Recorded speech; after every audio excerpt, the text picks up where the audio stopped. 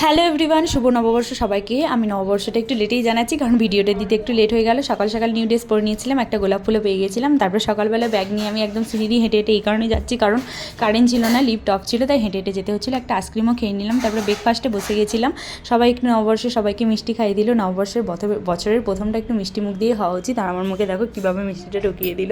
মিষ্টিটা খেতে দারুণ ছিল, তাই আমাকে আবার একবার দিয়ে দিল। আমি সেটাই একটু এনজয় করতে করতে খাচ্ছিলাম। আর তোমাদের নববর্ষ কেমন কাটলো সেটা অবশ্যই জানাবে। এখানে দিদিভাই বানাচ্ছিল পাপড়ি চাট। নববর্ষের দিনে একটু তো ভালো মন্দ খাওয়াই যায়। তারপরে এখানে চপের ভর্তা ছিল আর পান্তা ভাত ছিল। এটা কার কার খেতে ভালো লাগে জানিও। তারপরে আবার একটা ওরিও আমি আইসক্রিম খেয়ে নিয়েছিলাম। দুপুরে লাঞ্চে ছিল ফ্রাইড রাইস, পনির, একটা সবজি আর একটা চপ ছিল। তারপরে বিকেলে একদম পরিক্রমার জন্য আমরা রেডি হয়ে গেছিলাম। হ্যাঁ, এখানে পরিক্রমা ছিল, আমরা সবাই গভীর ড্রেস পরে নিয়েছিলাম। আমাকে কেমন লাগছে সেটা অবশ্যই জানিও। তারপরে দেখো বেরিয়ে গেছি, কত মাতাজি এখানে ছিল। তারপরে এখানে রাম সীতা সেজেছিল, কীরকম লাগছে এদেরকেও তোমরা জানিও। তারপরে একটু জুস দিয়েছিল, সেটাই খেয়ে নিলাম। তো দেখা হচ্ছে নেক্সট ভিডিওতে। টাটা, আজকের ভিডিওটা এই পর্যন্তই। রাধে রাধে।